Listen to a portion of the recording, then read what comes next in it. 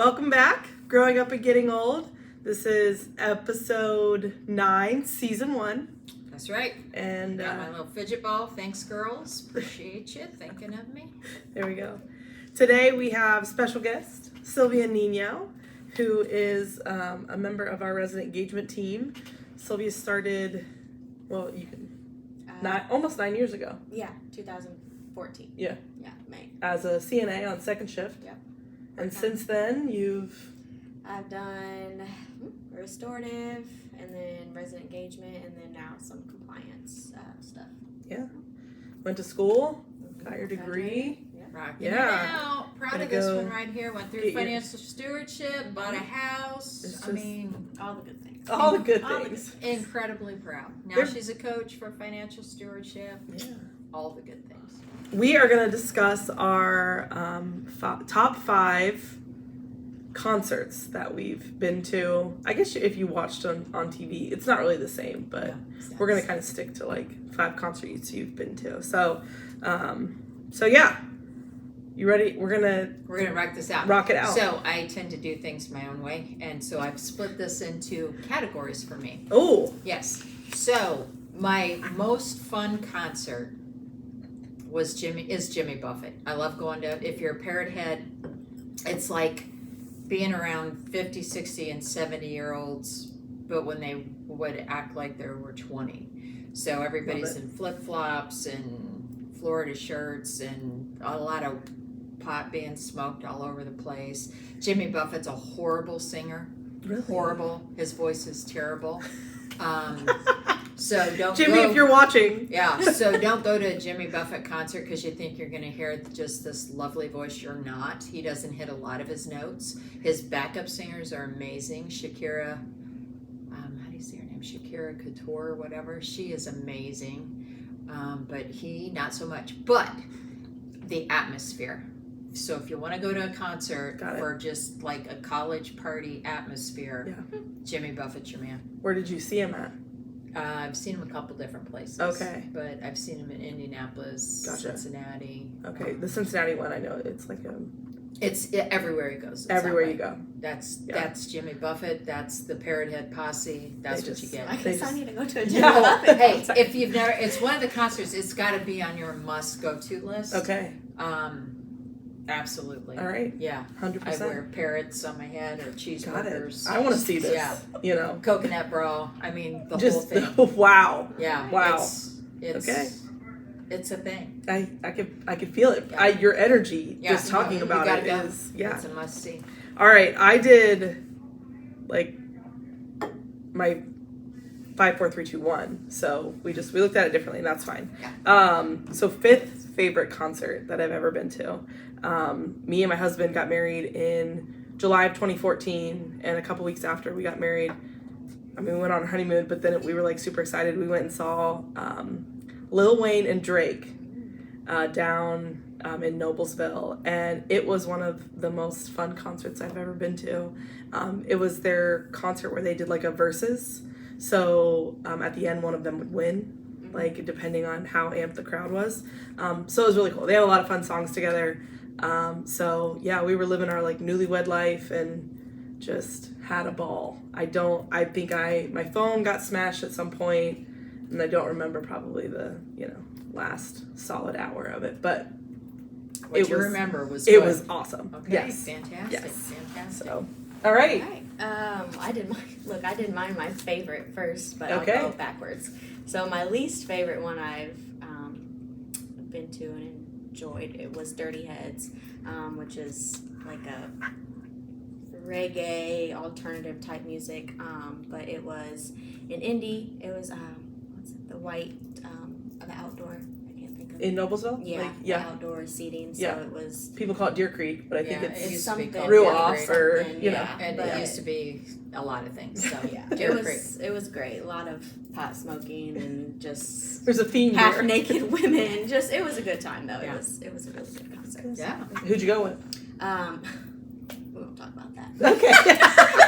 Edit that out. I love it. Okay. You know. Okay. All right. Okay, so then my next one, I thought, like the most entertaining concert I have ever been to is Michael Jackson. Ooh. So he's got a good voice, but the man could dance like nobody's business. Great costumes, great stage set, changed it a lot, had a lot going on, just totally entertaining. I bet. Unfortunately, you can't see him. Yeah, no. If you missed him, you've just missed Although him. now they have like the holographic of it. Not the same. You don't think it's the same? Yeah. Oh yeah, there's no way that's the same. No, not at all. Not at all. So yeah. Okay, we're at? Indianapolis. Okay, we're moving our way. Got a theme. Got a theme. Yeah. Yeah. Okay. All right. Yeah. Fun Yeah. times. All right. My fourth favorite, Keith Urban. I've seen him He's got probably like 3 or 4 times.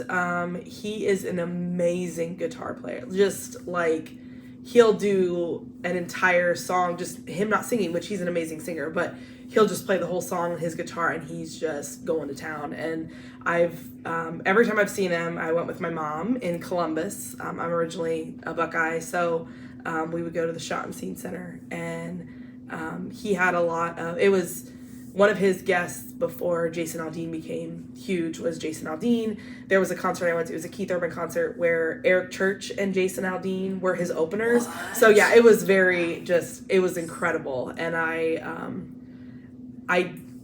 there was a part where he like started walking through the crowd before they stopped doing, I don't feel like they do that as much anymore, but he was walking through the crowd and my mom got to like reach out and touch him, and I thought she was gonna faint. She went like, she's like, oh my god, and I was like, Mom! So I started going to concerts really young, so Keith Urban was one of my first, but loved it. Awesome.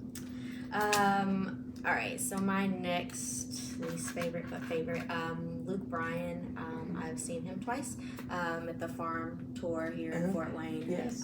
So that's a great time. Actually, it's the last time I went with Meredith, and we actually got to go really close. They let us slide by and got right up there. Nice. It was Nice. Does he have like openers? Yeah, Riley Green was there. Okay. So, and it was cool. He actually had Billy Currington's son with him, and he brought him on stage. I'm not sure where Billy Currington was, but he was there, and yeah, I can't remember who else was there because I really only cared about those two. But gotcha. Yeah. Nice. Nice. My thought process is always I could get out there because it's a decent drive. Mm-hmm. I'm not sure how you get back. It's not safely. that bad. You mean from the farm thing? Yeah. Yeah, it's really not. The Probably way they a lot have like it. Deer Creek, like you can't ever get out of Deer Creek. That's true. I can't tell you how many times I've Just sat yes, and then that's kind exactly what I of was maybe gonna ate say. some carbs to get safe enough to drive. I think is what the implication is. Okay, I got it. Yeah. All right, Yeah. I might have to go this. I might. I might have to go. Yeah. All right. There you go. Next on your list. Okay, so my next category is best pure voice, because I have to be honest with you, and this isn't criticism, it's an observation. There's a difference.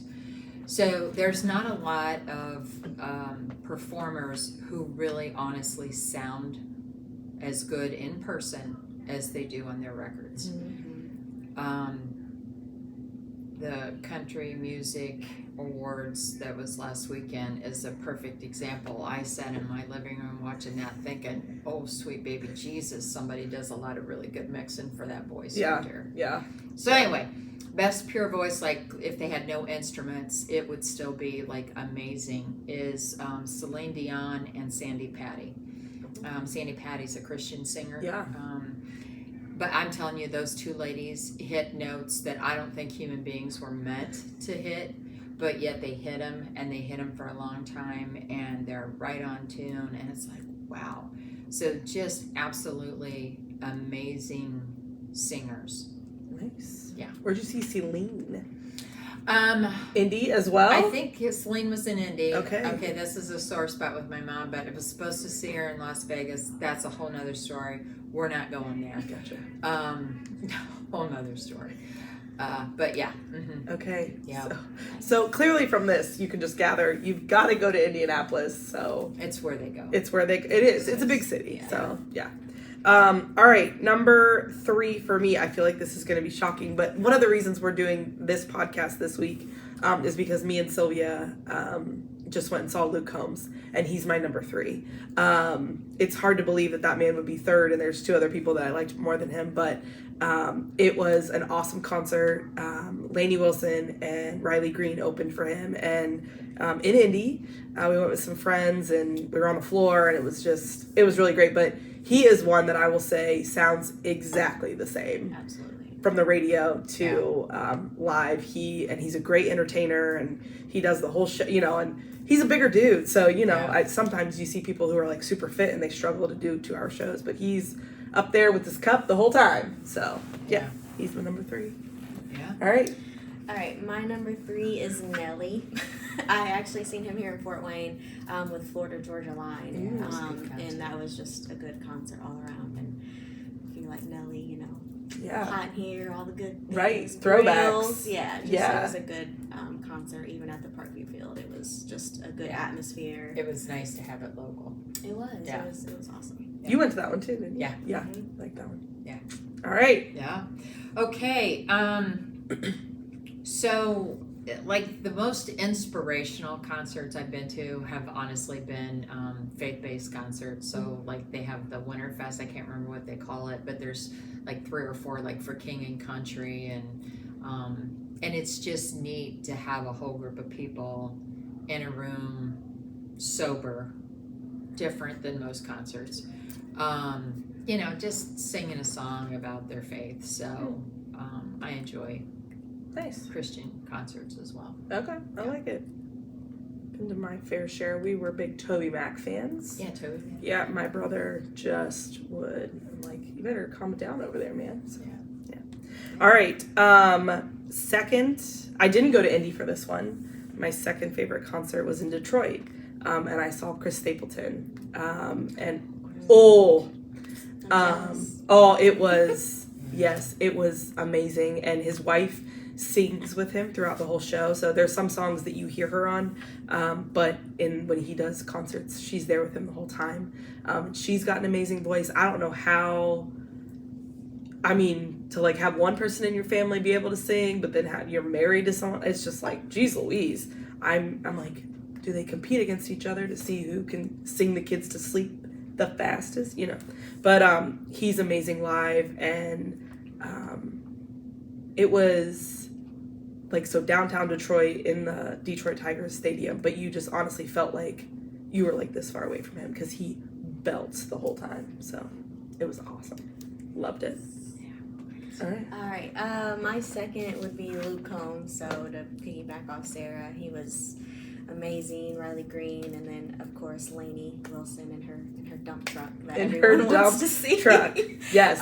But yeah, it was a great concert. I don't remember the last hour probably, but we got home safe, and that's all that matters. It's all that matters. It's all that matters. Yeah. So they have big screens on both sides, and when she was singing, like, that's literally all they would show. Yes. Like, it was, and you're thinking like maybe the screen adds 10 pounds, but it doesn't. That's just how big her backside is, and it's there. And she wears her bell bottoms, and so it like accentuates the whole. And I'm like, you know what? She's leaning into it, and get it, girl. So there you go. Yeah. All right. Last one 5. for you. Yeah. Well, I may have a 6th, but that's okay. Yeah, I do have a 6th, really.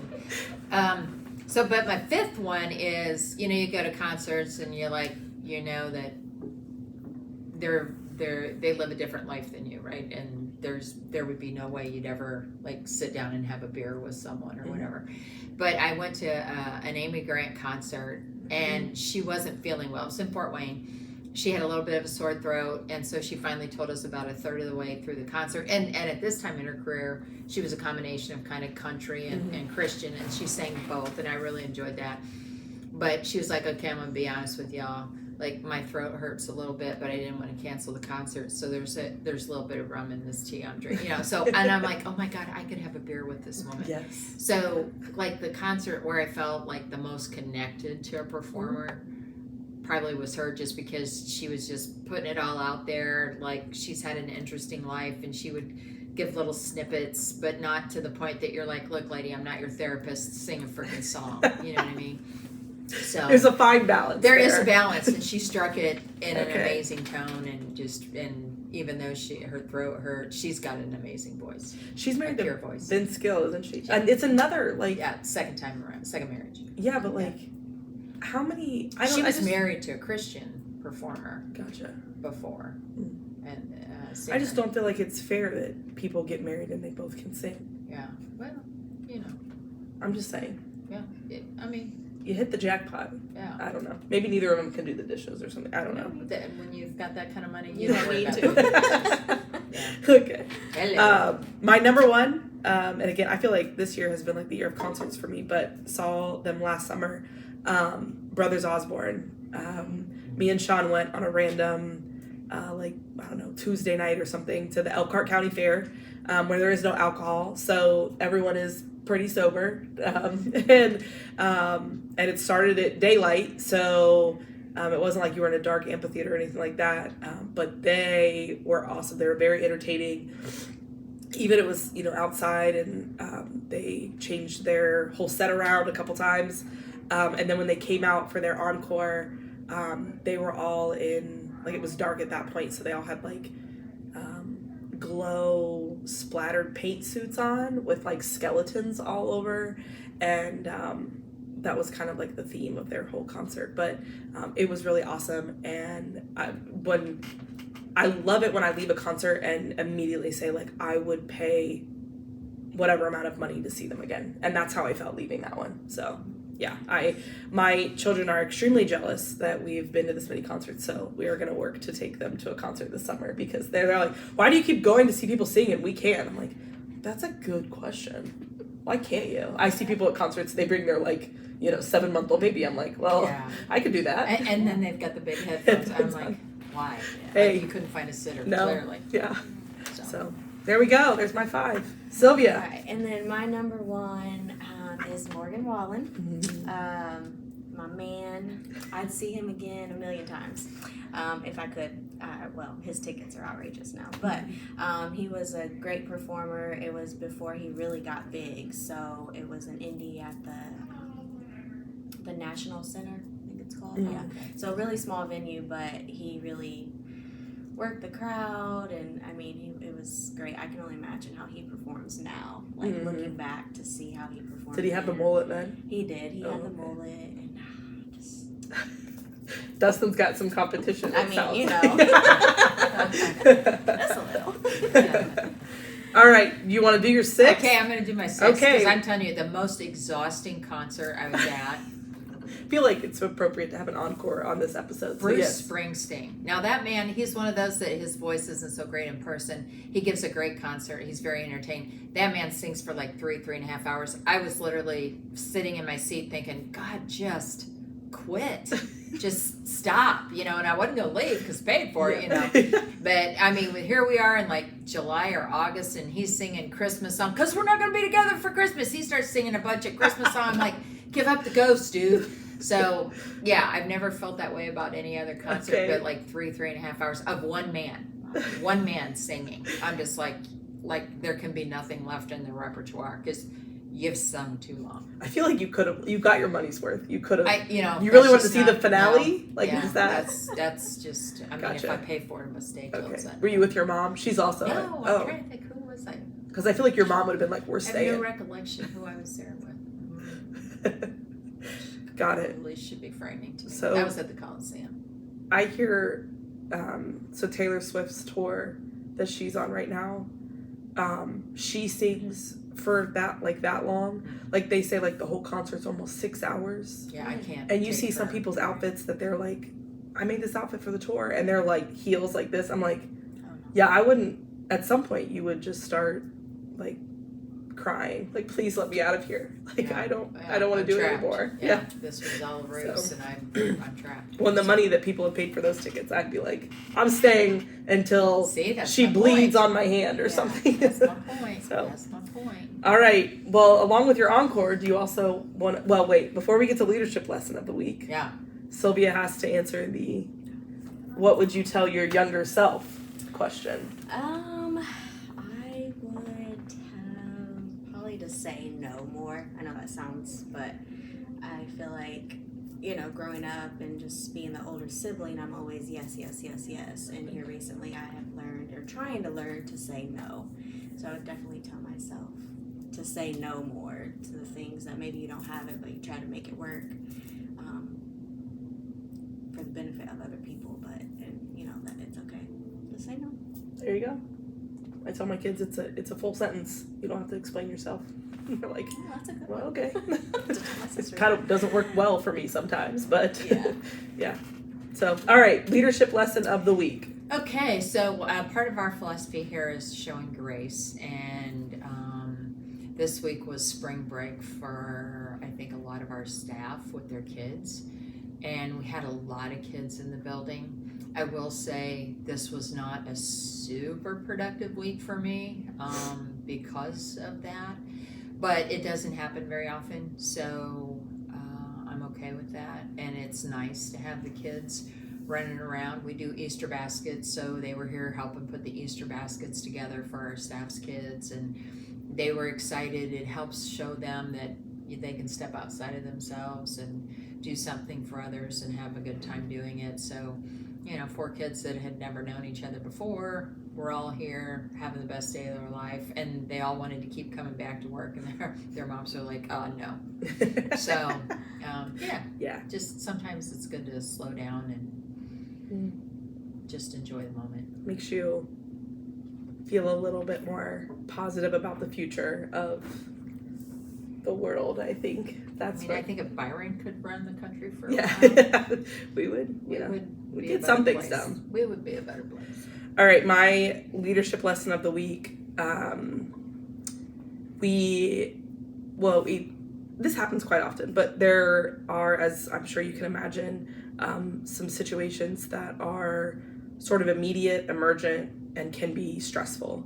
We had a couple of those this week. We had tornado watch throughout our county last weekend and this week, and I know there are plenty of people that were actually hit by tornadoes in the healthcare community, so prayers to all of those people. But I think it's always, we had a couple other situations this week that were a little bit more like deep breathing situations, and I think my lesson was always that it's helpful to have a person that will tell you to just breathe. Like sometimes you want someone to like be as freaked out as you are so that you know you're not as crazy as you think you are. But then there's also, it's very helpful and necessary to have a person that is not freaked out and is like, just breathe through it and we can talk through it and it'll be okay. And so grateful for those people, and just reminding me that while that might have been me this week that needed somebody to calm them down, I can be that for somebody else down the road. So yeah. What's your leadership lesson?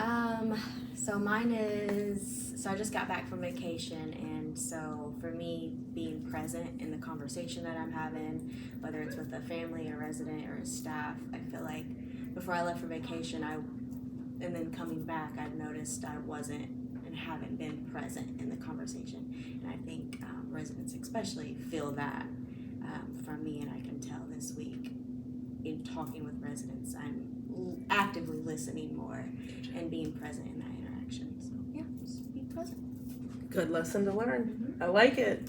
All right. Thank you so much for coming on, Silvia. We appreciate it.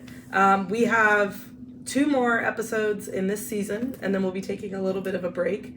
1, so I think I can get my voice back, and 2, so we can come up with some new, It's camping season. new ideas. So, so stay tuned for next week.